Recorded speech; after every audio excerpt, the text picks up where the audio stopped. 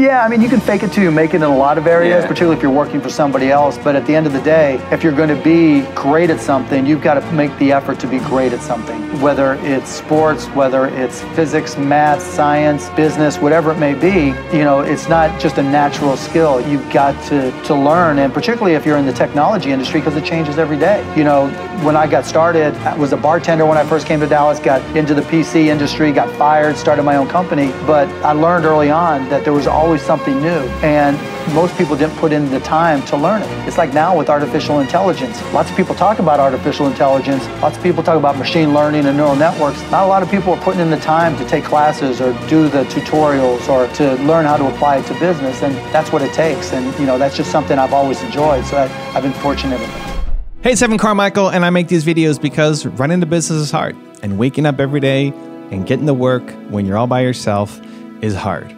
And the thing that saved me, that continues to inspire me, motivate me, give me hope, inspiration, ideas, is looking at the stories of people who've done a lot more than me.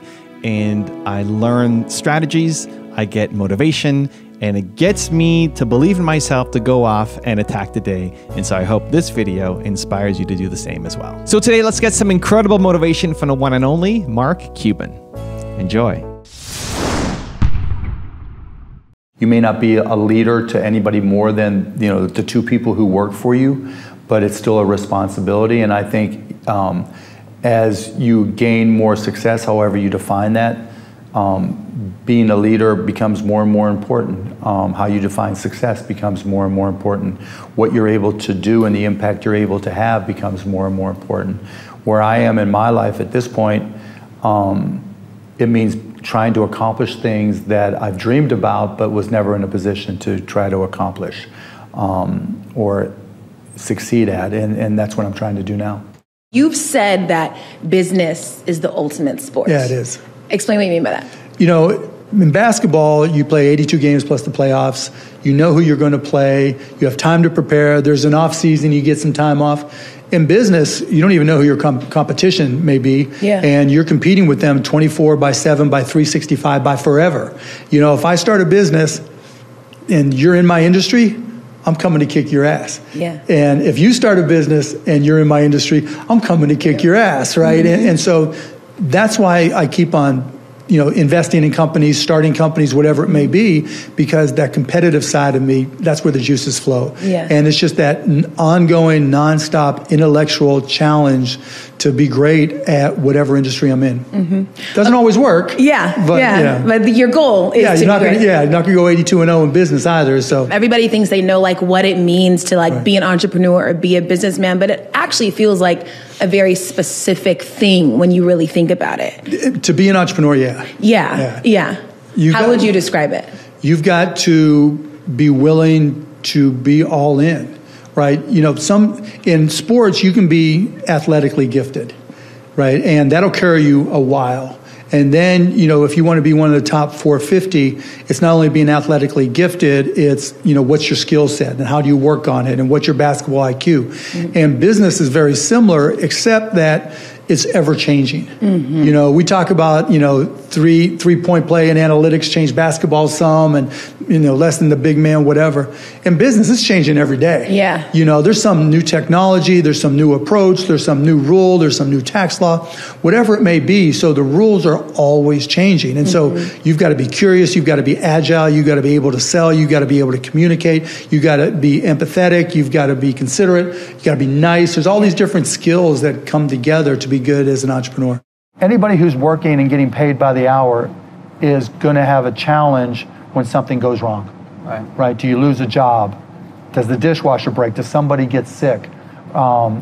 Is it more than your deductible, or, you know, or if you haven't covered your deductible yet, can you cover your deductible? If you're getting paid by the hour, it's hard to save money. I don't care if it's $10 an hour, $15 or $50 an hour. It's a difficult position. The only way that people really improve their wealth is by buying a house, condo, whatever it may be, owning shares of stock. And so I think that's where you start to change the rules. Also, to make sure you're actually taking action after watching this video, I've designed a special free worksheet just for this video. The worksheet will highlight all of the lessons learned in this video, as well as pull out our 3 favorite learnings and quotes that will inspire you to actually do something. The worksheet will also give you space to write down what your key takeaways are and your specific plan of action to make sure you're getting results. If you want the worksheet designed specifically for this video, absolutely for free, there's a link in the description below. Go click on it and start building the momentum in your life and your business. I'll see you there. The first question you're going to get asked when you go to apply for a job, whether it's now or some point in the future, is what did you learn? What did you do? What skills did you add during the pandemic of 2020? And I think it's imperative to anybody looking to get a job, to really push themselves forward, to do better than their parents, to really place a focus on learning. You know, I think you'd agree, Mike, and anybody watching, that one of the greatest skills that we all can have in the business world is a thirst for knowledge, just being excited about learning and knowing how to learn. And this really is the best opportunity ever for people to add to their skills, whether it's taking a Coursera class or, you know, in the past I would have said reading a lot of books, but now having learned from my kids, going on YouTube and, you know, watching tutorials and watching videos on various subjects. You know, I learned how to write a three-layer JavaScript neural network on YouTube.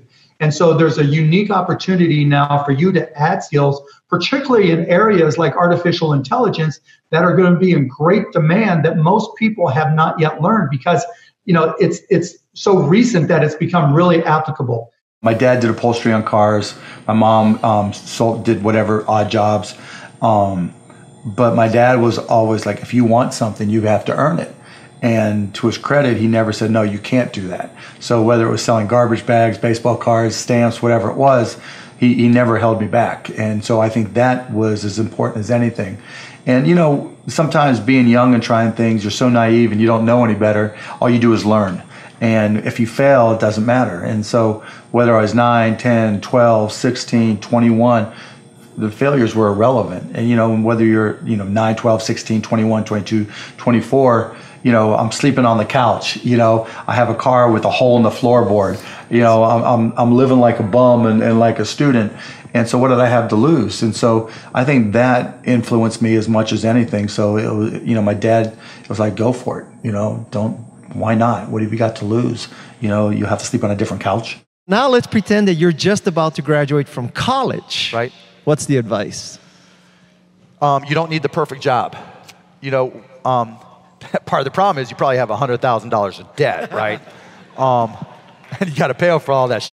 And that's really f***ed up. It's hurt the economy. It hurts everybody. But my advice, general advice, is assuming there's not just the bills you got to pay that are just enormous, is you paid all that money to learn. Now, here's your chance to get paid to learn. And you don't need the perfect job. You need to get a job where you can make some money, but also where you can learn and add it to your portfolio of knowledge, add it to your foundation, because as much as we want to think that we know exactly what our mission in life is and what our chosen profession is going to be at 22, hell no. There's just no chance that the 30-year-old or even the 25-year-old is going to look back at the 21 or 22-year-old you and say, oh, that dude had it all together, knew exactly what was up, right? He's going to look back and go, beer pong, what were you thinking, you know? And so don't expect to have all the answers and don't try to get the perfect job. Go out there and get paid to have different experiences, and it's okay to jump from job to job if it's not the right job. You are getting paid to learn. Flip it and then use that to build your knowledge and learn more about yourself, learn how to learn in business, and see where it can take you. How do you identify what's next? You know, I just read a lot. Right. I'm just one of those guys that just consumes information. On what, the internet or where? Everything. Yeah. Everything. Anywhere I can get it. I just try to learn. And you've always been this way. Yeah. Yeah. I've always been like a knowledge geek where it mostly tech, but it could be anything. Anything business related, technology related, marketing related, you know, culture related. I want to try to stay on top of it. You know, Steve Jobs had this one quote that really stuck with me. He said, everything's a remix. And if you look at the early days of the Apple products, there was this company back in the day called Xerox PARC. And Xerox came out with the first mouse-driven PC. but their marketing sucked and they had no idea what they were doing. No one knew what they were about. Steve Jobs came in, a little bit of this, a little bit, remixed, and bam, right? All of a sudden you got Apple and then a Macintosh and then he made it sexier. Yeah. And then even he got fired, right? He got fired from that company and then they had to bring him back to make it work. And so, you know, for me, the more you learn, the more you know how to remix. And that's what this is all about. So, you know, how do you go from YouTube, which was the first platform for video that got big, to Instagram, to Snapchat, and know, okay, do I want to be on Discover? Do I want to be on Reels? Do I want to be on TikTok? You know, and if I do this, you know, how's YouTube going to treat me? And all the decisions you guys have got to make on a daily basis. You know, and the fact that, like we were just talking, you created all these products and you want it to be organic. That's a business decision too. And then you have to learn by trial and error, right? You were curious about what might work. You know, obviously you're walking proof of what does work, right? And now you've got to be able to continue to make those decisions, because in this business with all the margins on these products, everybody's coming at you all the time, right? Yeah. And they think they can do the exact same thing, but it's not that easy. But for me, it's like, that's why I try to stay ahead, because whether it's artificial intelligence, whether it's VR, whether it's crypto, whether it's metaverse, all these things may not be prime time yet, but I want to know when they will be, and I want to be out front when they are. The thing about no matter what you're doing, whether you're trying to be a bartender and learning drinks, whether you're a sales rep, whether you're a programmer, you're a consultant, whatever it may be, information now is available to everybody. And, you know, the common phrase, knowledge is power. And acquiring that knowledge is just effort. Going out and connecting to people and learning is just effort. And the one thing, I have all these stupid sayings, that, you know, but the one thing in life that you can control is your effort. And that's 99% of the time. That's the difference between being successful and not being successful. Who worked a little bit harder? When you walk into a room to sell something or to be sold or to try to understand something or to deal with, you know, a problem with your kids or whatever it may be, education, who worked harder? That's typically, who worked harder at learning, that's typically going to be the person who has the advantage in the situation. Because we've all walked into situations where we weren't as prepared as we would have liked to be, or we thought we were and somebody knew more. That's the king. The one thing in life each and every person in this room can control from now to evermore is your effort. What is your one personal characteristic that has helped you most in your entrepreneurial journey? I'd say two. One, I'm super competitive. I hate to lose. And two, I'm relentless. I mean, I'm the guy. I mean, I remember my first company, Micro Solutions. I'd buy a bucket of ribs, and we did system integration, and I wrote software. I'd buy a bucket of ribs, and that ribs I would just eat as I would write software, and I'd be there, and all of a sudden it'd be 36 hours later, you know, or I'd lose track of days just because I just get so focused and so involved in it. That's what I do, and you know, I still, you know, I read the Hadoop manual and learned a little bit about Pig Latin, and I just want to keep up, right? And so that's probably my biggest strength. You got to sell. Yeah. Because in my experiences, the CEOs, the owners, the founders that didn't sell, they all failed. Yeah. With no exceptions, 100% of them failed. And, you know, when you're just starting and it's just you, who else is going to sell? Nobody. And that's the other, you know, and that leads to another mistake entrepreneurs make. They try to hit hiring home runs, right? So when the minute they hit a roadblock, I'll just hire I'll hire a new marketing person, right? Or I'll hire a new head of sales. Thinking that, oh, this person's amazing. No one's ever hired somebody and said they suck really bad. Of course not. Right? Oh, I found the most amazing person. Why'd they leave their last 5 jobs? Oh, they were amazing, but, right? That's such a good point. See, that's what I love how your brain works. It's like it's so true. It's so practical and common sense. It's pragmatic, yeah, right? It's common sense, but common sense isn't so common. No, I know. You know, you just ask why'd they leave? You know, but entrepreneurs tend to think, okay, I'm hiring this amazing marketing person, and he or she is going to know what to do. Yep. And then they tell that to their investors, because that's typically why they're hiring a marketing person. And they say, oh, this person's amazing. You know, our next quarter is going to be great. And then it's not. Then they go to the next marketing person. Totally. Then they're in this hamster wheel again, and they're screwed. And it's the also same relying on other people. Well, yes. And that's the whole thing, right? You've got to be able to solve the problems yourself. Self-reliant. Now, you know, at some point your business gets bigger and you have to learn how to do a lot of other things. You know, when you go to 5 people, it's one thing. You go to 10 or 15, it's another challenge, as you learn how to manage and deal with people. But at the same time, if you're not great at your core competency, how are you going to train those people? Right. How are you going to know what the goals are for the organization and how to communicate to them, how to do what you need them to do? When I got to Dallas, I was a bartender at night, and I moved in. One of my buddies from Indiana said, "You got to come to Dallas." And I'm like, "I'm there." My car would only get so far. I had a Fiat X19 with a hole in the floorboard that guzzled oil every 60 miles. And I went down there, and there's a place called The Village. It's was the world's largest apartment complex. We had 6 guys in a 3-bedroom apartment. I didn't have my own room. I didn't have my own drawer. I didn't have my closet. I had a pile, and I had one ratty towel that I stole from Motel 6. And that was it. And so I was looking for my career, got a job at a software store.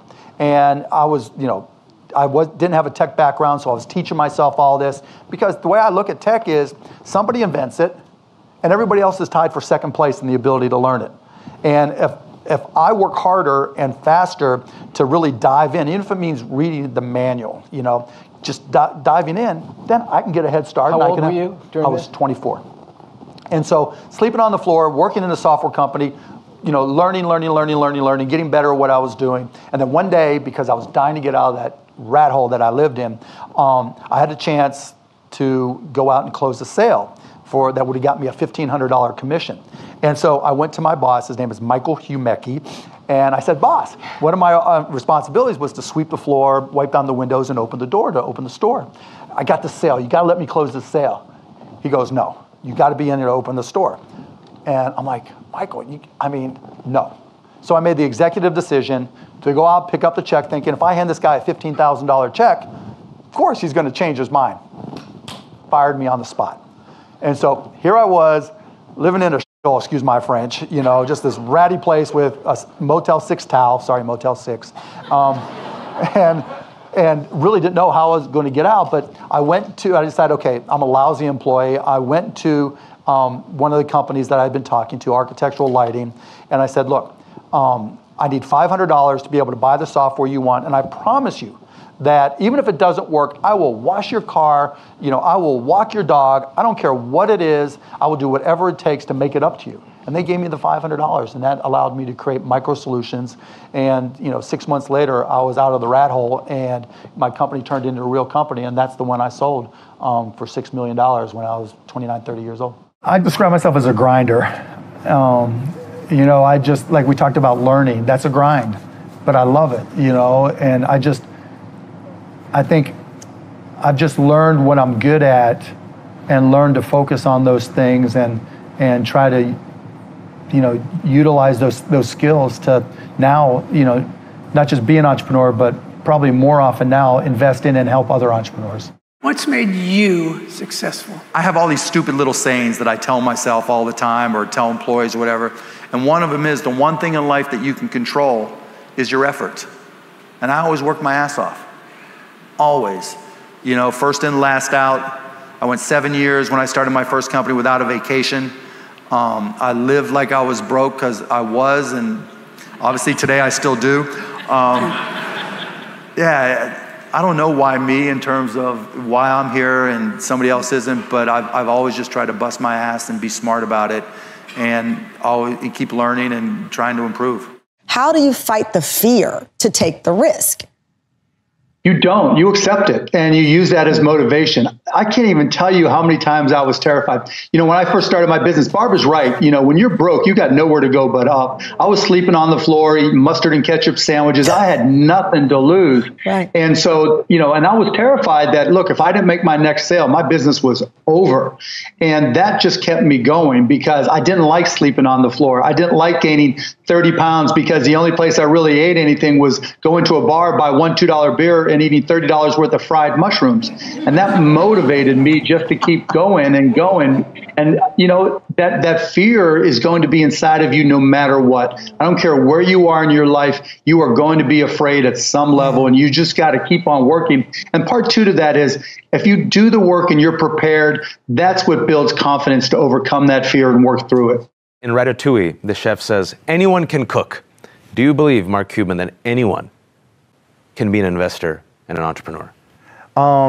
Yes, of course. I mean, I think we're all inherently entrepreneurs. It's just you have to find the thing that you're good at so you can be a successful entrepreneur. And what would you say, in addition to luck, is the best, most valuable trait that can really help someone survive? Effort.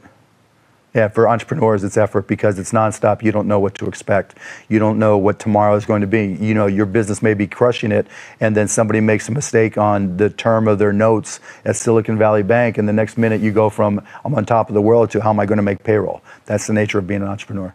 There's nothing that AI won't impact. As big as having been around a while, I saw the impact of PCs, then I saw the impact of local area networks, then I saw the impact of wide area networks, then I saw the impact of the internet, then I saw the impact of mobile, then I saw the impact of wireless.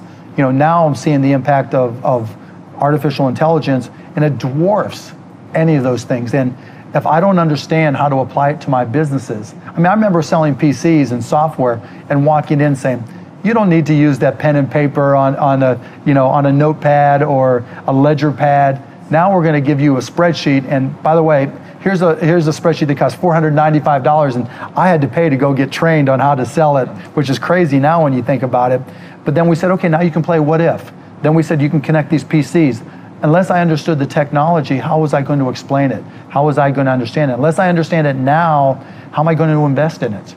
You know, then I got to go trust somebody who says, oh yeah, I know AI, and maybe they do, maybe they don't. And it's really easy just to okay, say you figure it out. That's just not my style. So you're building a base of knowledge, and then you think that at some point it's going to pay dividends in terms of... It already has. Right? I mean, if you truly believe AI is going to change everything, how are you going to understand what people are doing to change everything unless you at least have a foundational understanding of it? Now, I'm not going to build a 1,000,000-layer neural network and try to change the world. I'm not going to show you, I'm not going to write a research paper and saying, here's why the lottery ticket approach works, and you can build smaller neural networks with less data and be more, resource efficient. But I can read that stuff and understand that when somebody says, okay, we're building this project and we need this size data set or this size data set, or we need this amount of resources, I can ask questions and understand the answers. The same thing I told myself, the same thing I tell everybody. One, you're 21, 22, 23 years old, right? You don't have to figure it out right now. Don't try, right? You spend all this money,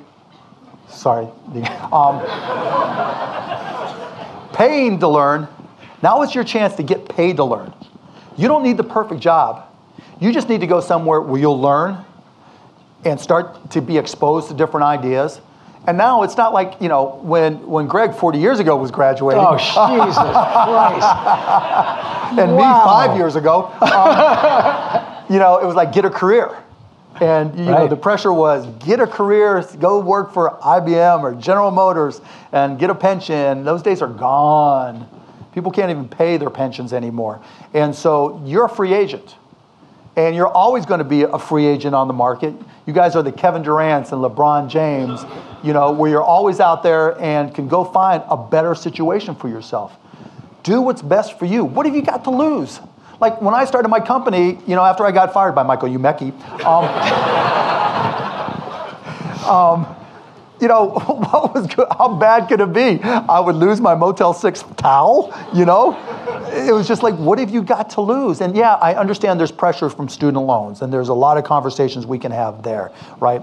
But, you can get a job that doesn't have to be perfect. You can learn at that job, and you guys have the pedigree, you have the brains, you have the initiative to go out and try the next job, The good news is the economy's good enough that it may not be perfect, but you can go job to job. Don't look for the perfect answer. Just look to get the experience, look to learn, because all these different exposures, all the different things you learn, learning how to learn, that's what's going to get you excited and juice you for something that you love. Because once you find something you love to do, that's when the magic happens. Because when you're able to find something you love to do, then you can start focusing on, how can I be great at this? And like Greg found out he was a great networker. I like to, play with technology and try to do things first. Whatever it is that you find about yourself, then you can try to be great at it. And it's rare when people quit things they're great at. And so trying those things, so that's how I advise people. Don't stress, just go out and try different things. There's a Shark Tank company from last season called Mush, right? Cool stuff. It's like this oatmeal that they package. It's fresh dried oatmeal that they package with a little spoon, and it has to be refrigerated, but you just grab it and go. And the response was great from the show. And now, like I just saw their numbers, they went from 50,000 in sales to 100,000 to 125,000 in 3 straight months. It's not scale, but they're growing, right? And they all of a sudden are like, okay, we got to go raise money and we got to do yada, yada, yada, right? Scale is hard not just because of the economic cost, but also because of the people cost and the mind share cost. It's hard when you're dealing with a major company, and in particular if you're dealing with a big company like a Walmart or Costco or whatever, because you only get one shot at those guys. And so like I told Mush with Whole Foods, they're interested. I'm like, you're not ready. You're not ready. You have got to crawl before you ball, you know, and so I told him, it's going to be painful not to go after that big customer, but think about what happens if you go after it and A, it's going to take capital you don't have and you're going to borrow it, or B, it doesn't work out and they return it all. Then all of a sudden you're out of business. And so you're right that you need capital to scale, but you also need the confidence that you can scale and that you can keep your customers happy. And so I always tell people, get to the point where you've taken care of the customers that you can take care of. Once you can demonstrate that, then you can get smart money, and you're talking from a position of power. And then you can go to the Walmarts of the world and the Costcos, and you may not even have to raise money. They may even provide PO leverage or PO support or connect you with a bank that does. And so I guess what I'm saying is, don't get too far ahead of yourself, because sometimes sales can be a lot more expensive than you think they are. And you've got to be careful. I've seen several of my Shark Tank companies try to get too big too fast, and it almost put them out of business. We're partnering with a lot of independent pharmacies so that we won't just be mail order, and we'll start a test on that March 1st. And the goal is, again, to allow patients to get their medications how, where, when they want them at a price they can afford. So do you think that basic model of a transparent set markup works for branded drugs? Yes, absolutely. You guys know, manufacturing and selling generics, the distortions you face with PBMs and insurance companies. The fact that an insurance company wants you to price your generic at even sometimes above a brand price is insane. It is just absolutely freaking insane. And we're just going to say, F that shit, sorry, you know, there's just not going to happen. And it's not about the patients anymore. And so you've got these big companies that are vertically integrated, that have hundreds of subsidiaries that play left pocket, right pocket. You know, we're going to be an accumulator. We're going to be the switch. We're going to be this. And they take a little piece here and there. And then they do everything they can to distort the information chain, right? We're not giving you your own data about your own the drug you manufacture. So for brands, there are so many games that have to be played unless you have, you know, a unique drug like Keytruda, like we were talking. Otherwise, you're at the mercy. And what's happening is the PBMs in particular have done a phenomenal job of demonizing Teva, all the manufacturers, generic and brand. Now every patient in the world thinks you guys are the bad guys. Brand manufacturers, they're the bad guys. That's wrong. Not that they're, you know, harmless, and not that they always do things right, but it's just wrong that you've been demonized like that. That's why transparency is so important, because no patient is trying to find the net effective drug price that you're being paid to say who's the bad person in all of this. They just want to know what their cost is, what their availability is, and what hoops they have to go through. Well, now you just look it up, brand or generic, on costplusdrugs.com. You know what our cost is. 2, you know it's not the manufacturer that's creating the problem, because here's the price that they're selling to Cost Plus at. And so for a brand name, it's even worse for them than it is for you.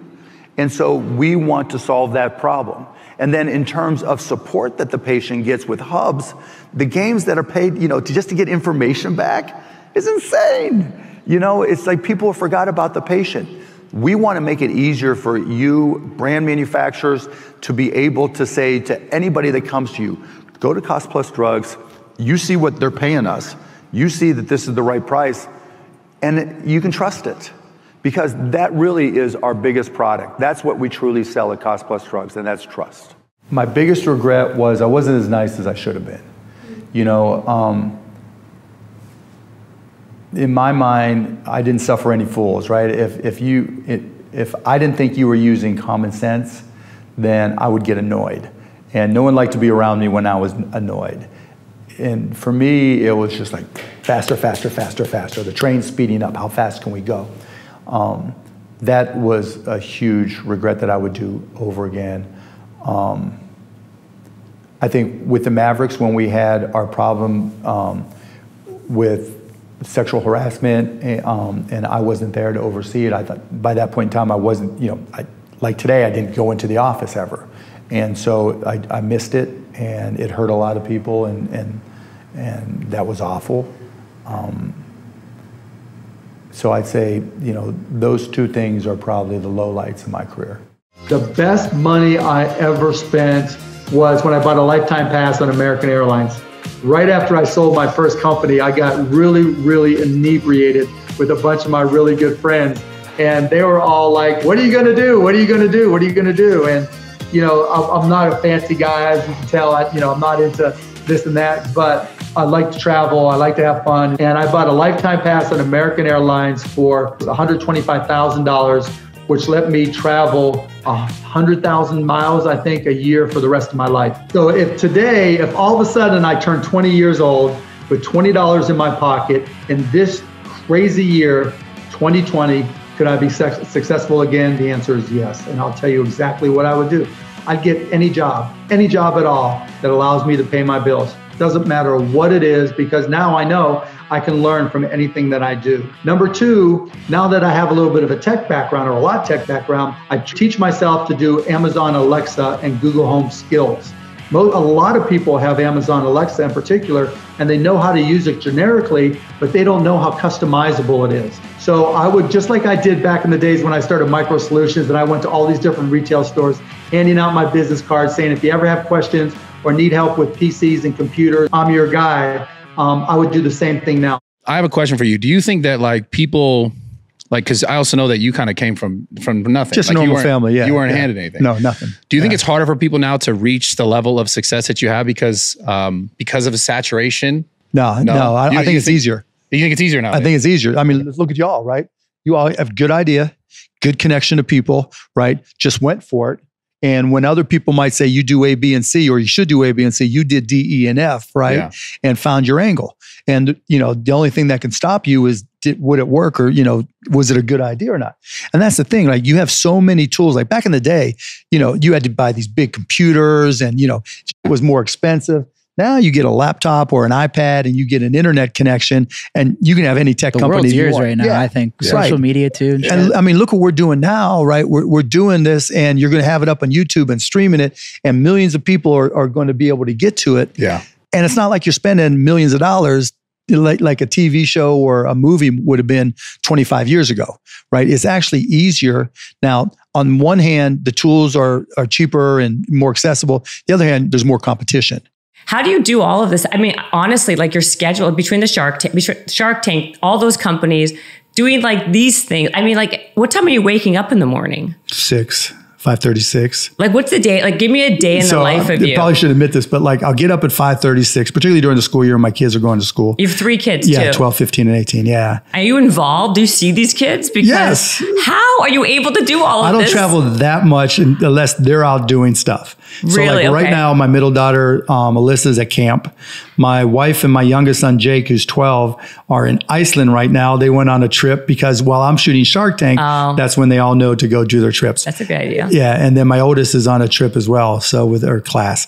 And so so while we're shooting, they're gone. And so that's when I pack everything in. And then you do everything. Yeah. But otherwise, I can do one-day trips here, one-day trips there because, I'd rather spend time with my family. So you spend a lot of time with your of course. You can have both. That's the best part of my life. Okay, so tell me the day. Give me your day. Like you wake up at, you said 6 o'clock. Yeah, so wake up, 5:36. Say hi to everybody, get everybody going to school if that's what's up. And then do my email and typically get back in bed, do my email, get through any emergencies, go back, take a nap. What's the worst idea you've ever had? So like right out of school, I got fired from a job And then I was trying to come up with something to sell, and it was powdered milk. And it was just, I'm like, well, people need to save money on milk. So, you know, if it doesn't taste quite as good, no, I learned the hard way. That didn't last a week. What other shit have I fucked up? I mean, it's just, you know, I'm like everybody else still, right? It's just like, you'll think of something. Yeah. And you'll start thinking about it, and then you'll Google it, right? And you'll see if it's out there. It's, it's not, no one's done this before. Then you'll tell your guys or your friends, like, okay, that's not bad. Gain a little traction that way, a little bit of confidence. But then you got to try to actually get someone to buy it, right? And that's always the hard part. And what people forget, you know, when you go out there and start Googling and it's not there, there's a pretty good chance it's because they went out of business, right? And it's already been there. But yeah, I've had plenty of bad ideas. But that's okay, man. You know, like I tell everybody, you only got to be right once. Yeah. No one remembers 100%. Like how many times I screwed up. You know, just got to be right once. I never ever thought in terms of money, okay, I need to make millions. I always thought in terms of time. Has always been my driving motivation. How can I control my own destiny? How can I control my own time? I started a company called Micro Solutions, and from there we just grew and grew and grew and ended up selling that. And that's how I got my first stacks. So here's the rundown of when I sold Micro Solutions for $6 million. So $1 million went to employees, $2 million to a partner I brought in, $2 million to me. I live like a student, but the first thing I did was buy a lifetime pass on American Airlines, and I just went all around the world taking friends and partying like a rock star. Other than the Air Pass, I wasn't just buying I was saving it. I could have gone out and bought a bigger house, bought a nicer car. I didn't care. What it bought me was freedom. I never thought I was going to work again. I'd made a ton of money in the stock market. I was worth $20+ million. Life was good. Then one of my buddies from college, Todd Wagner, sat down with me, and this was in 1995. He was like, you know, there's this whole new thing called the internet. There's got to be a way we can use this to listen to Indiana basketball. We set up this website called AudioNet, and the next thing you know, video comes along, and we turned it into a company called broadcast.com. And so we started what turned out to be the very first streaming company. On July 18th, 1998, we went public, and we're guessing, you know, what's the stock going to open at? And I was the high. I'm thinking $33. It goes $62.75. All of a sudden, I'm worth $300 million plus. And I'm sitting there thinking, oh, if this stock price triples, I'm a billionaire. Well, we took that company and became the biggest media portal on the internet. And Yahoo came along and made us an offer. And all of a sudden, that stock price tripled, and I was a billionaire. Let's just say if we put 10 guys here, you interview them, okay?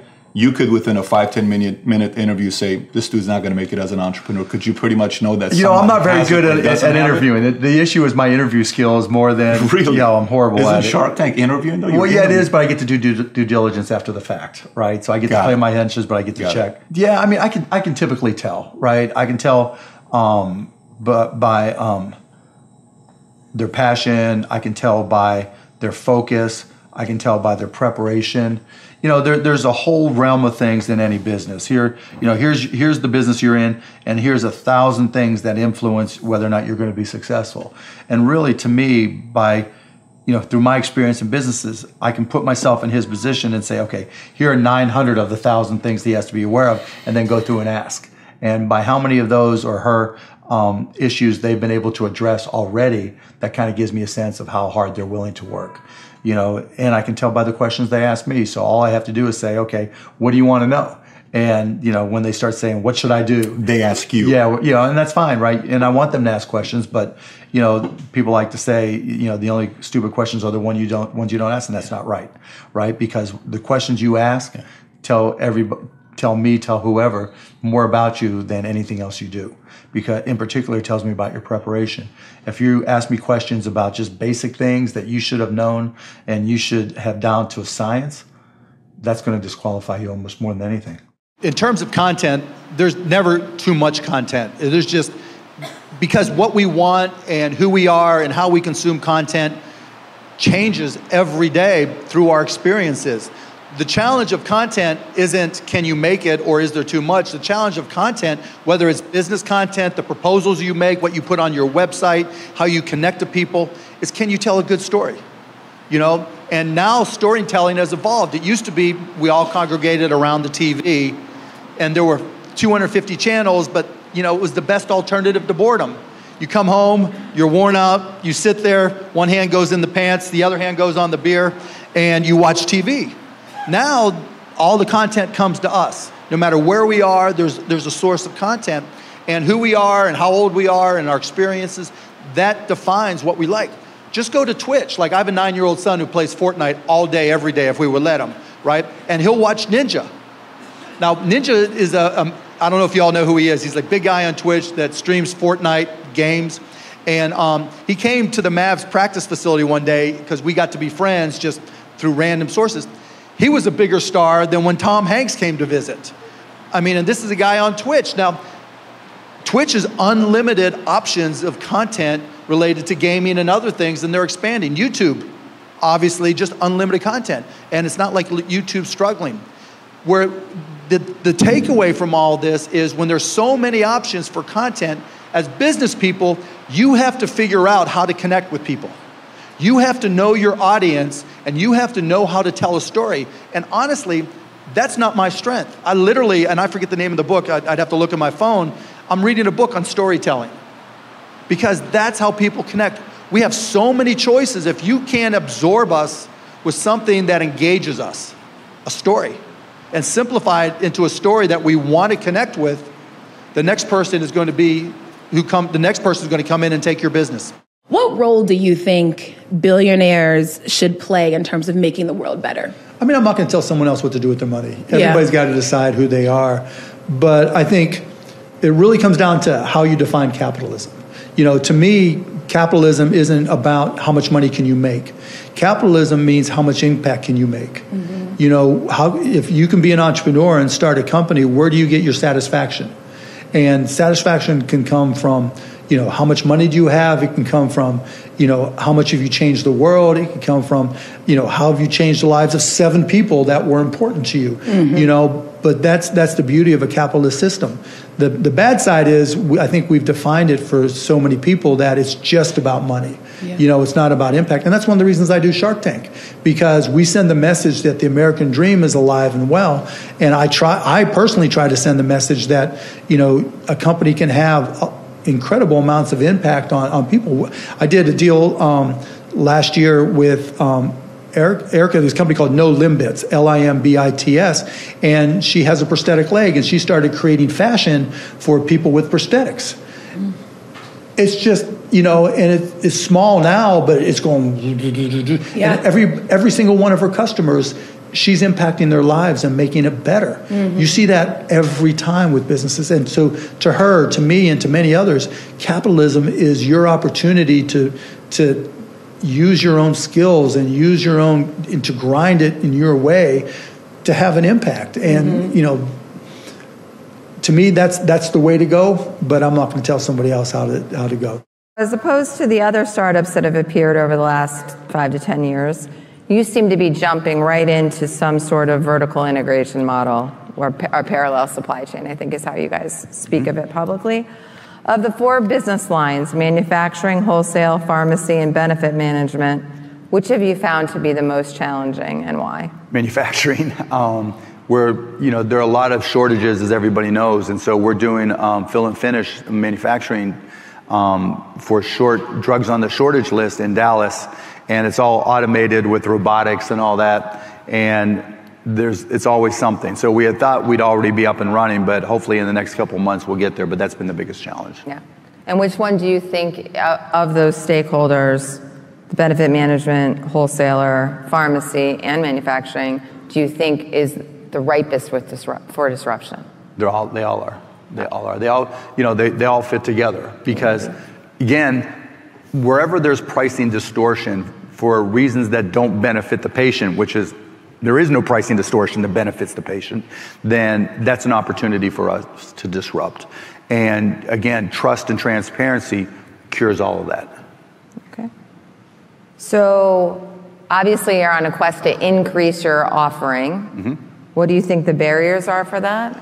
I think it took some time, and again, thank you to all of you who supported us at the beginning, but it took some time for people to think, okay, it's just a Shark Tank guy, he's just, messing around with this, and now people are starting to realize we're real, hopefully by the end of this week, we'll have 2 million accounts set up and growing, and the number of, patients accounts, people who set up, right? Families. Right, yeah.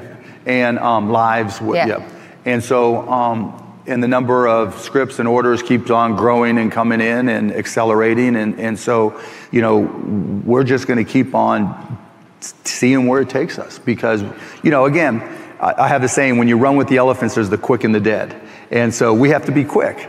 And I don't think we're impacting anybody else's business in a big way, but we'll get there. Thinking about the next big opportunity in the cryptocurrency space, and to your credit, you were around for DeFi summer. DeFi was a big opportunity in 2020. You were early in saying Ethereum and NFTs is, possibly going to be really big, and it was really big. After cryptocurrency finds a bottom, do you have any thoughts about the next big opportunity in the space?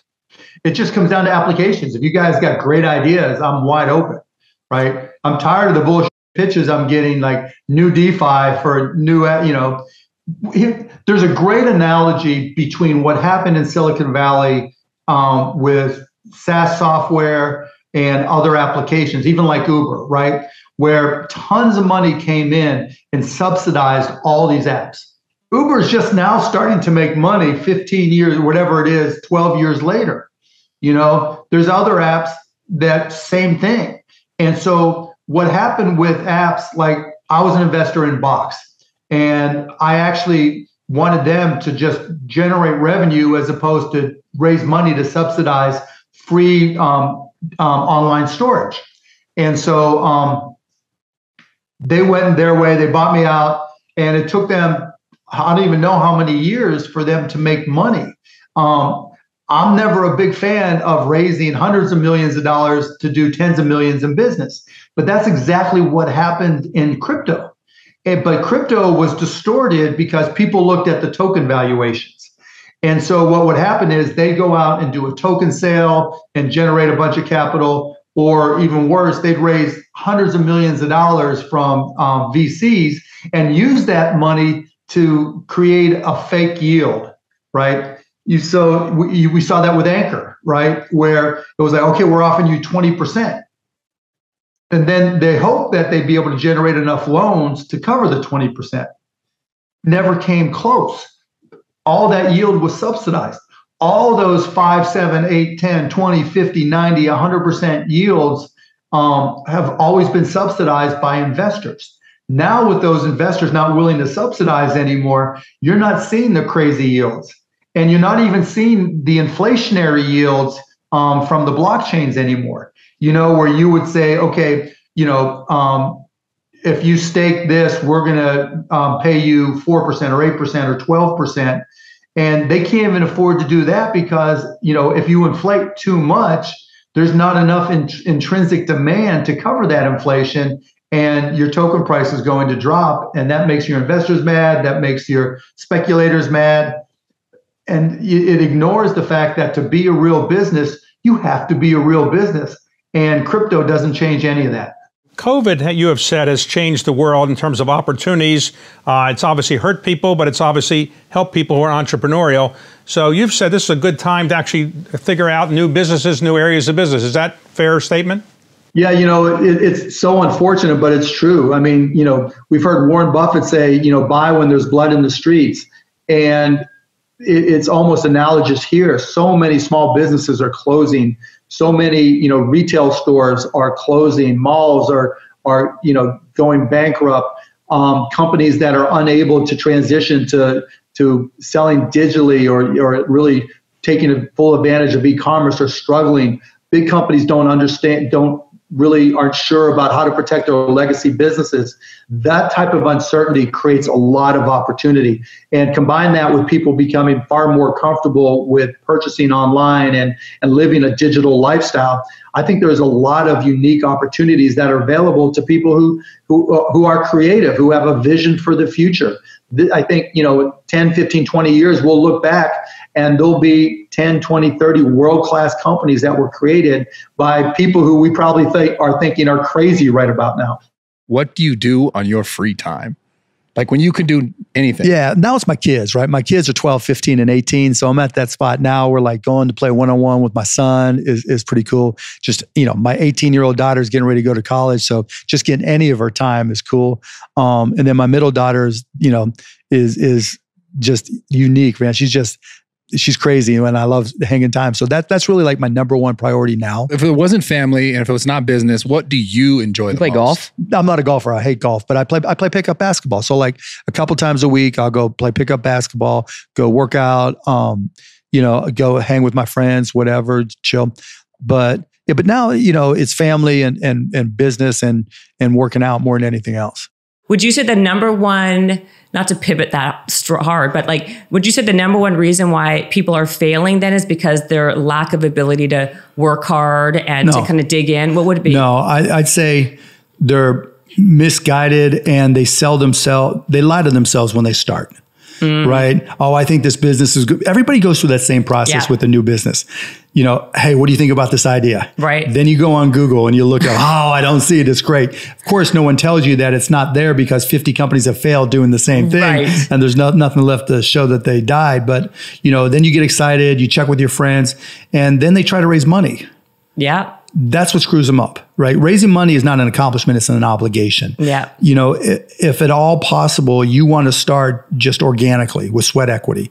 Those are the best businesses because you get to retain 100% of it. Right. And there's no rush. And then the second mistake people make is they push the top line instead of the bottom line or gross margin dollars. Yeah. It's like, I'm $1 million in sales, like that's an accomplishment, or 10 million. Where like if you've raised funding, you have your quote unquote KPIs, right? Yep. Right. Or what's the new one? QOKs or something. There's something ridiculous that QKP, I don't know. They always come up with these acronyms. What is it? QKP, I don't know. Okay. Just the one I started seeing.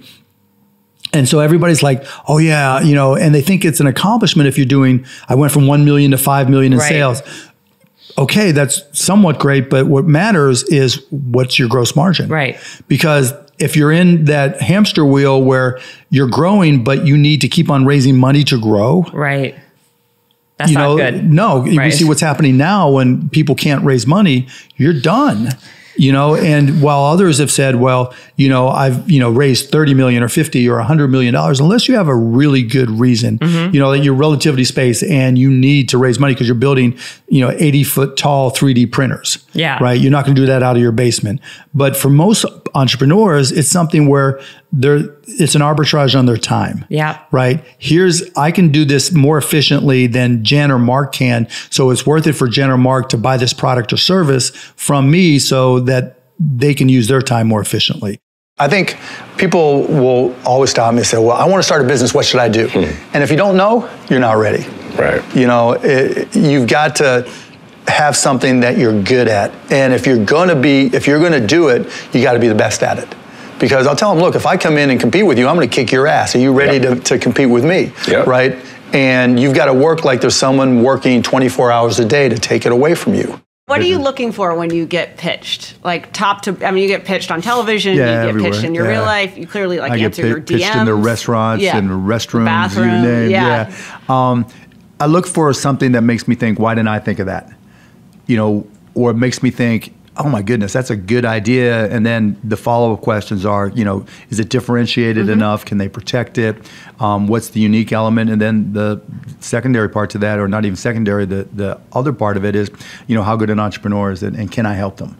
And so once I get past those initial hurdles, whether it's Shark Tank or just, people emailing me, literally, I've invested well over $100 million into companies for people I've never met to this day. Interesting. I think now I've really evolved some of my focus to trying to help disadvantaged entrepreneurs, people who have less opportunity. I just invested with a woman, Arlen Hamilton, who we together created a little $1 million fund where she's going out and finding 10 businesses run by people of color or disadvantaged LGBTQ type communities and just opening doors, because I think my experience applies to anybody, right? Any entrepreneur, no matter what you're trying to sell. And I also think that it's a great business opportunity simply because the markets that they want to sell to are underserved. There just aren't as many entrepreneurs, so there's more opportunity. And so I think it makes great business sense as well. I always say, you know, for every one of my businesses, I say, what would I do to kick my own ass? You right? So whatever business you have, there's somebody trying to put you out of business. There's somebody trying to take a bite out of your business. And it's better for you to figure out how they're going to do it rather than they do it. And so, yeah, that's being paranoid. And so you have to be paranoid. You have to anticipate other people's next moves, and you can't ever, you know, downplay the competition. You know, I was telling, I was at a business plan competition this morning at a college, and they were kind of being dismissive of the competition. And so you can't ever do that. You know, they're out there trying to take you down, and they're not just going to sit still. And if you're good, really, really good, you're going to inspire them to work even harder, faster, better. And so you have to be, you know, very self-aware of what you're good at and what other people are good at. And, you know, a healthy dose of paranoia makes a big difference, is very helpful. You were a successful entrepreneur before you bought the Maverick and become an owner. What common element do you see in, you know, running a successful business versus running a successful sports team? Effort. You know, I've always said the one thing in life you can control is your effort. A lot of people, like we were just saying, a lot of people like to talk and don't like to do the work. I think salesmanship. There's never been a company that succeeded that doesn't have sales. You have to have a product that people want. You have to be nice to your customers. I think nice is underrated. You know, I wasn't always this way, but I think over the last 10, 12 years, I've realized that just by being nice, you get a lot better results, and people tend to want to work with you a whole lot more. So I've recognized that sometimes a smile and you know, just chilling out a little bit goes a long way. One of the attitude I got from my dad was, you know, when you're older and you look back at your life, what will be the things that you remember? And think about that when you say yes or no to doing something that's really bizarre or really interesting. And so I've tried to take that attitude, whether it was, you know, buying the Mavs or doing Dancing with the Stars, or if you really want to see me embarrass myself, and look, I have no problem embarrassing myself, as all my friends will tell you, but if it's something different and it's just something bizarre and interesting, I'll do it. So if you turn to TNT tonight, there's a show called Drop the Mic, and you'll see me rap. And I am the world's worst rapper, but it was so much fun. And so, you know, when I'm 90 years old and I look back and say, should I have done Drop the Mic and rapped and looked like an idiot? Hell yes. Hell yes, right? Because I got this unique experience where this professional rapper taught me how to rap, and they gave me all this stuff, and I got to, you know, battle with Rusev, this guy who wrestles for WWE, who's like 5'8" and 400 pounds of muscle, and, you know, who threatened to kick my ass in our little battle. So it was fun. My best mistake, that's a great question. Probably buying the Mavs. Everybody told me I was an idiot. And why? Just because we were the worst team in all professional sports. And that's what everybody said. And I had paid the highest price for a sports team up until that point. And everybody said I was a moron. The second thing, the other time was when we sold to Yahoo, it was for 28 million shares of stock. And I immediately collared my stock to protect it on the downside. Now, this was not when the internet stock market was cratering. It was still going up, right? And so I collared my stock, meaning I didn't really share in much of the gains going up, and there was a limit to the gains I shared. And Yahoo stock immediately went up 30%. And I remember going on CNBC, and they said, don't you feel bad about losing? You know, it's gone up another 80 points, and you'd be worth another $700 million. And I was like, it's tough to feel bad when you're sitting on your G5 watching CNBC, you know? But yeah, so collaring my stock, everybody thought was a big mistake because they thought the market was going to keep on going up, and that's not how it turned out. If you're going to have and run a business, if you don't understand accounting, you're already behind the 8 ball. Can't you hire a guy that knows how to run accounting? But then they still have to communicate to you, right? I mean, there's people that don't understand the concept of, you know, the difference between profits and cash. You know, oh, your accountant might tell you you're profitable, but your cash is going down. You know, not understanding a breakdown. And when you don't... Do you think you need college to learn that? Yeah, I think you do, right? Because it may not, for some people, look, if you're so self-motivated that you can take an online course in accounting and teach yourself everything, you're way ahead of the game anyways. But most people aren't. And I'm not saying you have to go to Indiana. I'm not saying go to an expensive school. I don't care if you go to a community college and take accounting and spend $99 for the class. Just, you know, spending the money forces you to be more obligated to do it. But accounting, finance, lesser extent marketing, sales, if the school offers that, these are all that's the language of business. And so while it's possible to teach yourself these things, and while it's possible to hire them, when you're starting your own company, you don't want to have to spend money hiring an accountant. Right, you're already probably going to have to hire a lawyer to set up your. Well, let me take that. If you've gone through all these classes, you probably don't have to hire a lawyer to incorporate. Right, you can probably figure out yourself. And so your cost of opening up a business drops. But even more important than all that, that's the blocking and tackling. That's the language of business. You know, the thing I learned at Indiana that was more important than anything else, I learned how to learn. And learning became far more important to me, because the one certainty in business is that it's always going to be changing. If you're not always learning, to this minute, if I'm not continuously learning, if I'm not just absorbing as much as I can absorb, someone else is going to kick my ass.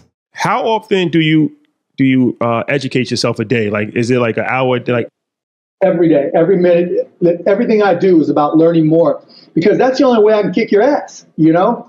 It's not. I'm not going to out athletic you, right? It's not about my basketball IQ. It's about my business IQ, right? And technology and business, and everything's always changing.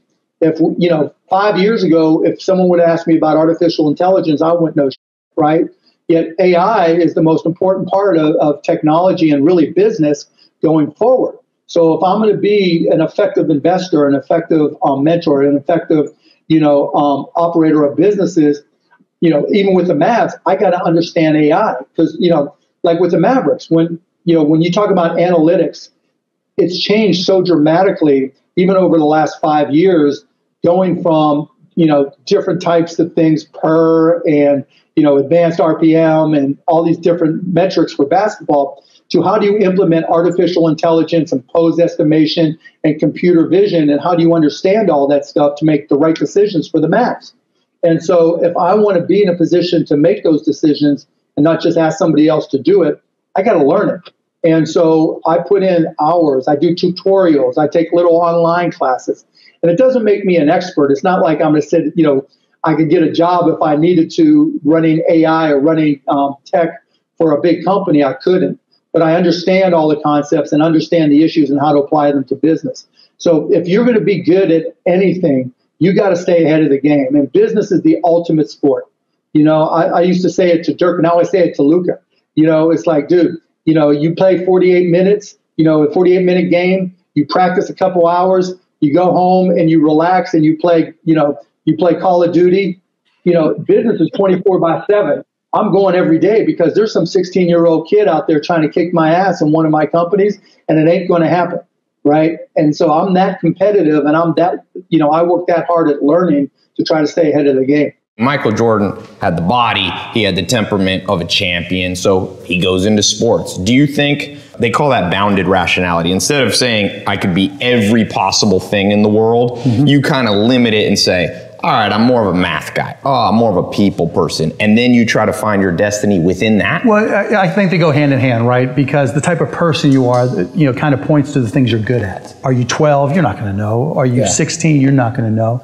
If you're 18, maybe if you have a special talent, right? You can throw a baseball 100 miles an hour. You can sing and your voice is incredible. You're a concert pianist. You're a chess grandmaster. If you have a specific skill set or talent that just immediately propels you to the top, you want to follow that. But I remember having a list. I still have it.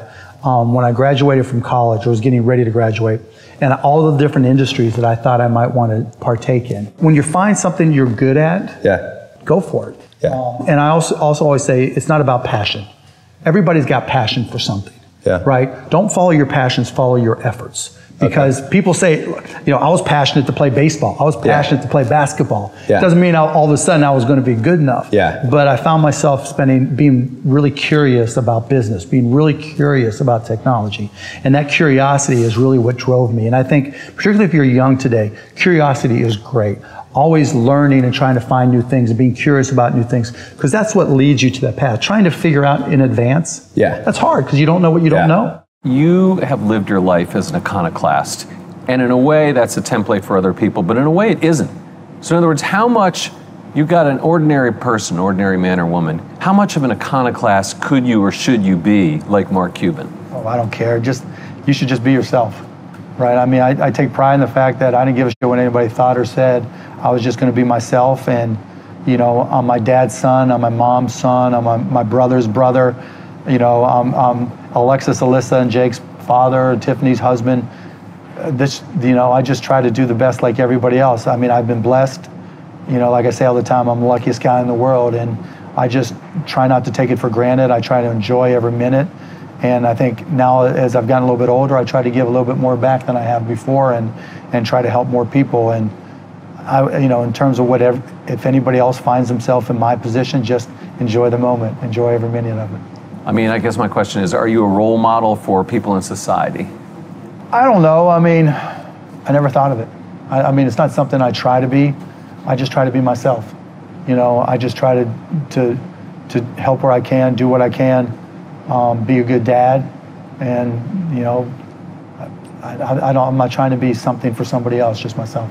I'd like to talk a little bit about failure. You know, you've had some, and famously, I think were fired from early jobs, right, which forced you to be an entrepreneur. Were there any failures that, you know, in hindsight, were just super valuable and like set you on the path? Yeah, all of them. Yeah, I mean, I learned more from the places I got fired from and the places I worked that I hated than I did from the places I liked. You know, I learned what not to do. You know, I got fired because I went to close a sale instead of opening up a retail store and sweeping the floor, yada, yada, thinking that when I brought back a check from a closed deal, he would be all excited, and he fired me. I learned from that sales cures all. You know, that company was out of business not much later. Yeah. And, you know, it just taught me so many lessons about how to deal with things, how to treat people, what to focus on. And that led to, you know, me getting started, and also taught me that, you know, when I was living 6 guys in a 3-bedroom apartment, I had nothing to lose, nothing, right? And so being young was a perfect time to start a business, because what was my downside? You know, we taking a 7th roommate, you know, it's just like, and so, you know, there's so much I learned from the places where things on the surface seemed to go wrong, but I learned what not to do. And sometimes that's just as important as what you do. You've got to go to AFWorks to see our AFWork team. You just got to meet some of our Spark Tank finalists. What advice would you give them on innovation and how to take it forward? I mean, learn from what you saw up here. I mean, the brilliance of each and every one of those ideas is that someone saw a problem. And let me add, all of us have had ideas that we thought were going to be the next great thing, right? We get that feeling in our stomach, oh, this is going to be amazing.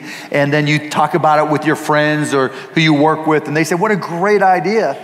And then most of us stop. What you saw up here and what made it so compelling is that they didn't stop. There weren't complicated solutions, right? I mean, some of them were advanced technologically, or they were super smart, but they were simple in that they just took basic problems and they tried to solve them. There's nothing, that's something each and every one of us can do. And so the best advice that I can give you is do it.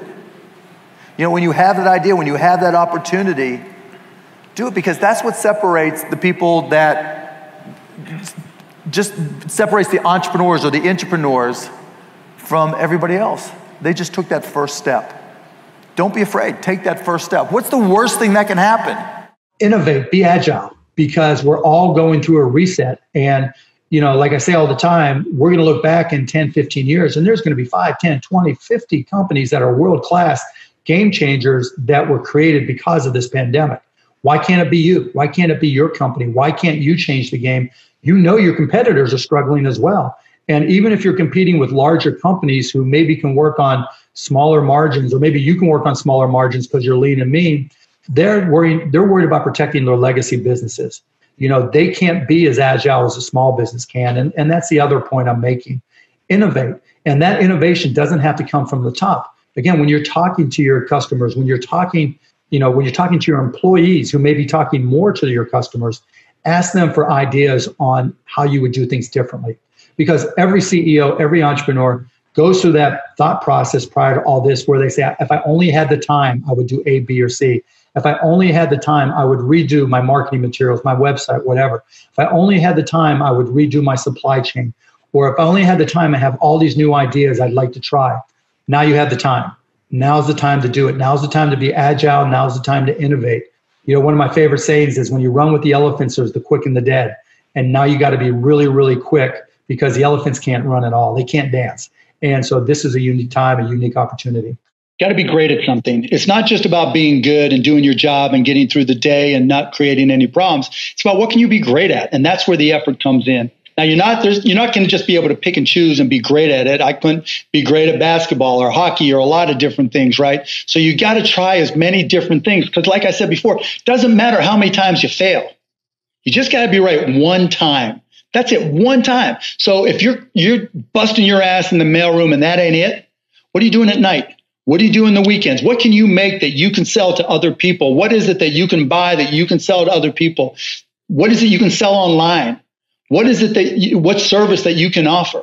Can you go and teach Alexa how to do skills and go door to door? Whatever it is, you've got to find that one thing you can be great at, build a business around that, bust your ass, and it's possible. Don't stop looking for a job now, right? Just because things are difficult doesn't mean, that there's not opportunity there because all it takes is one. If you grind it out and you continue to be persistent, whether it's emailing, calling, setting up on seminars, whatever it may be, however you can connect with people, applying for jobs, wherever, however, do it. Every no gets you closer to a yes. And all it takes is that one opportunity to propel you to where you look to be. And, and I guess adding to that, again, like I said earlier, there's so many new things going on. When I came out of college way back when, was the last time that unemployment was in double digits. My friends, I remember reading a story. I went to Indiana University talking about how the unemployment rate in Northern Indiana was 20%. And, my friends were freaked out like kids are today. And I had to be mobile, right? I had to go from Indiana back to Pittsburgh, my home, down to Dallas in order to really get to a job that I could platform. And so as you look for these things, you really have to be more adventurous, if you will, and be more mobile and be more flexible and agile. And that's not necessarily a bad thing. You don't have to get the best job. You don't have to get a perfect job. You just have to get a job. And now all of a sudden you're getting paid to learn and you can platform that just like an NBA free agent, right? They might spend 1 year or 2 years at one team, build their skill set to get better and go to a better situation. Looking and finding a job, looking and finding an internship, looking and building your skill set to prepare yourself for what comes next. There's no better opportunity than now. Do you think there's a proven formula that if a brand rookie guy, he's got a lot of ambition, he's got a lot of desire, but not a lot of knowledge and how to. Do you think if he follows a formula, he's guaranteed to make it as an entrepreneur? No. Okay, so you don't believe there's a guarantee to make it? No, because who knows who you're going to be competing with? So if you put two people both following the same formula, both in the same industry, right? Which one wins? Maybe they both can win and both be successful, but so I don't think there's a default template for success, but I think there's things that you can do to put yourself in the best position to succeed. So I talk about stuff in the book. I talk about the one thing in business you can control is effort. Going out there and sales, curing all. So I think and I agree with your point that there are things that if you do them, you put yourself in the best position to succeed, but if you just walk into a buzzsaw and somebody else is doing them a little bit better, it happens.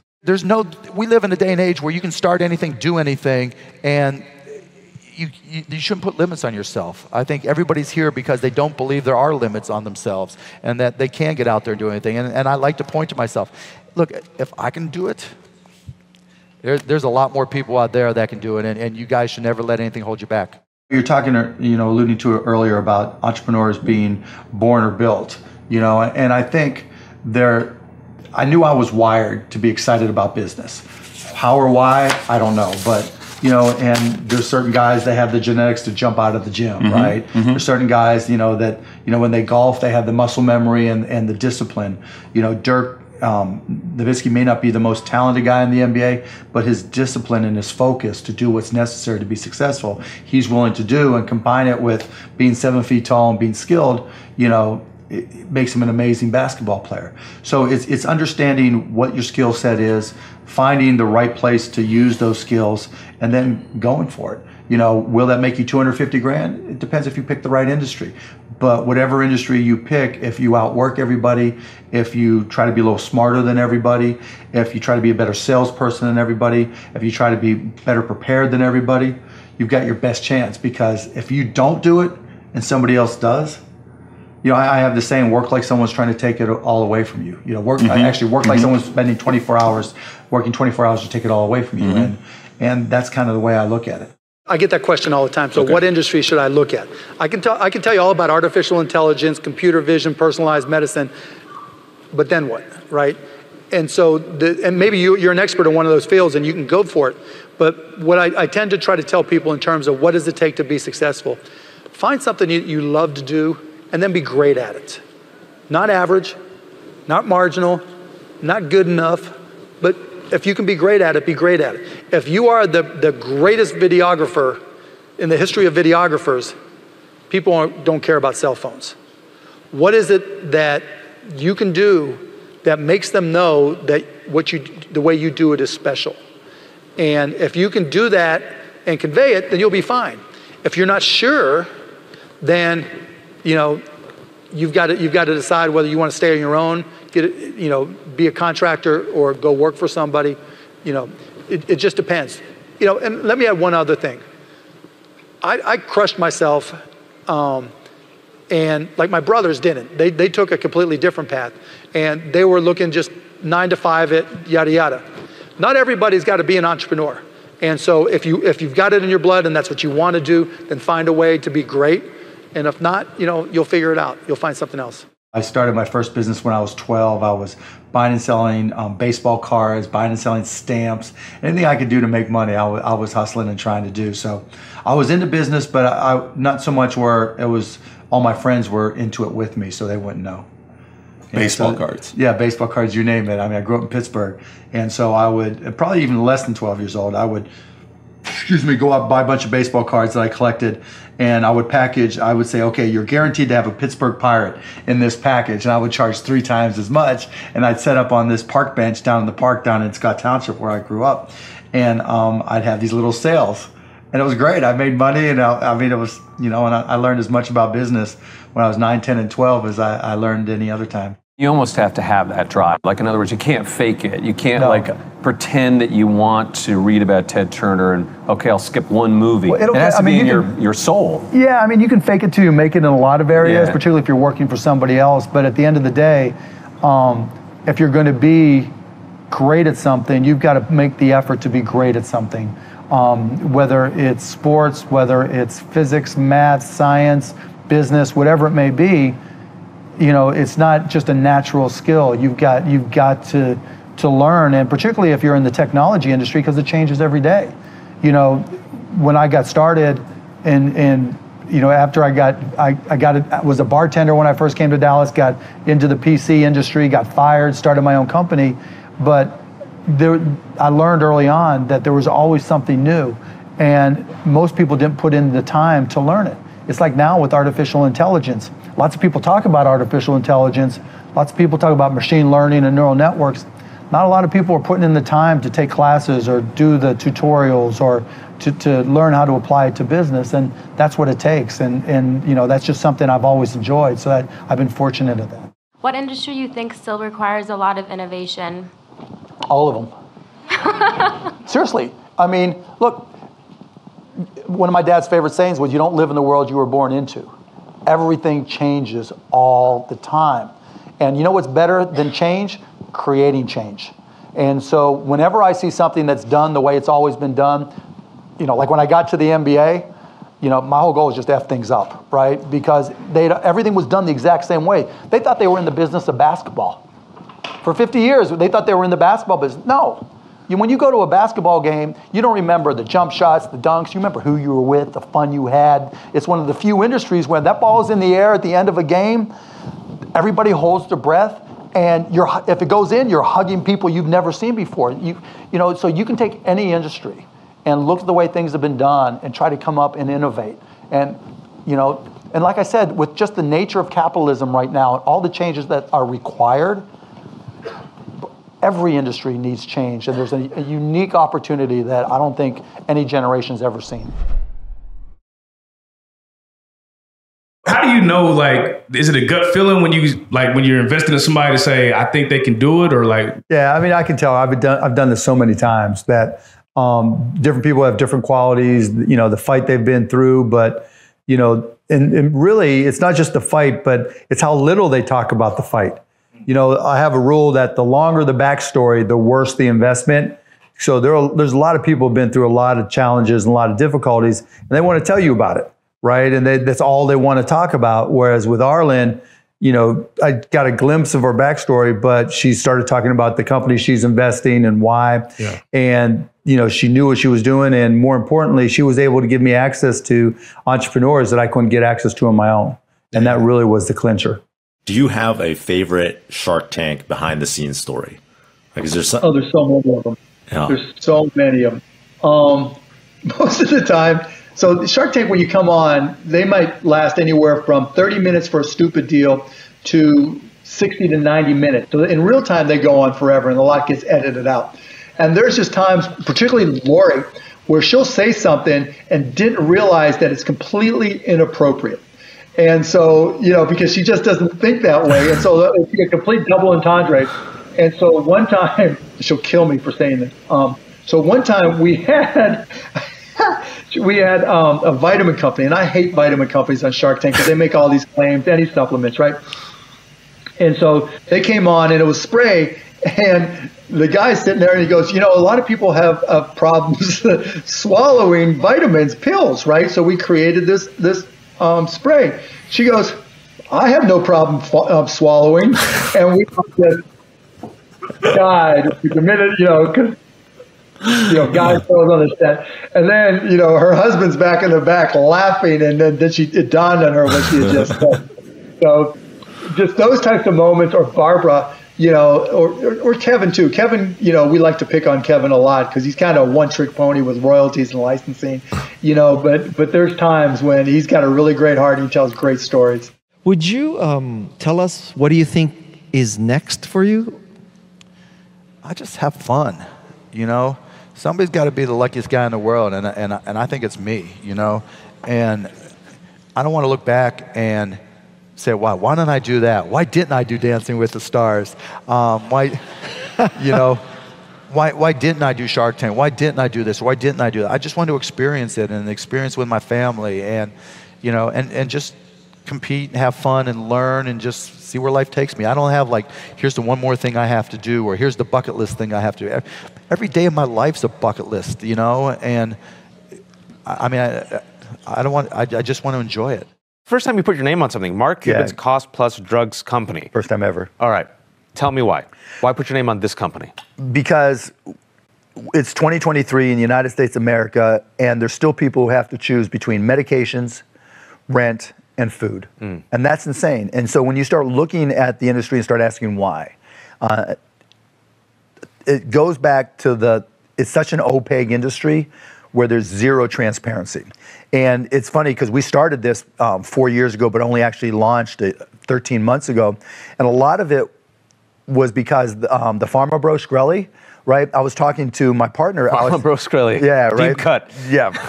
And so I was talking to my partner, Dr. Oshmayansky, and I was like, look, if this pharma dude can increase prices 7,500%, that means there's got to be such a market distortion going on. Yeah. We should be able to cut prices in the same manner. And so starting with generics, we've gone out and put together an inventory list so far of 1,100 SKUs, but the key to it is transparency. So when you go to costplusdrugs.com and you put in the name of your medication, whatever it may be. Example? So imatinib, right, which is a drug for chemotherapy. And so you put in imatinib, and the first thing that comes up is our cost. We show you exactly what we pay for it. Then we show you our markup, which is 15%. Then we show you what we charge for the pharmacy, what to pay the pharmacist, right? The fill fee, and then the shipping, because we're mail order. That's it. You see exactly what we pay our markups. You know exactly what it is.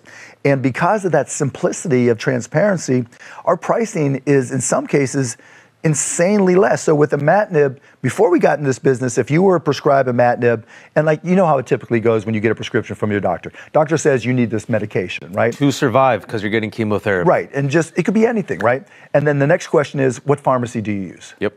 It's not, This is what it's going to cost. It's not, and the crazy part is, even the pharmacist doesn't know what they're going to charge you until you show up and you show the prescription. Oh, hey, and then you're like, oh, I thought this was covered. Right, and so in the case of imatinib, people were getting charged more than $2,000 for a life-saving medicine. For a life-saving medication. We've had a bunch of price cuts. I think our price now, depending on the strength, is $12. Wow. Which is. I mean, I rarely want to use this word, but that's sinful. It is sinful. You know, it's insane, and it's only because the entire healthcare industry, but particularly pharmaceuticals, is opaque. Nobody knows the actual cost of anything. Because you made it this far in a video, I want to celebrate you. Most people start and don't finish. Most people never actually follow through. Most people say they want something, but they don't ever do the work to actually get it. But you are different. You are special. Believe Nation, you made it here all the way to the end, and I love you. So as a special celebration, if you put a hashtag believe down in the comments below on this video, I will showcase you and celebrate you somewhere on the screen in a future video because you are awesome. If you want to learn about money, check the video right there next to me. I think you'll love it. Continue to believe, and I'll see you there. Start young. The big thing about it is we started building this little snowball on top of a very long hill. So we started at a very early age in rolling the snowball down. And of course, the nature of compound interest is it behaves like a snowball.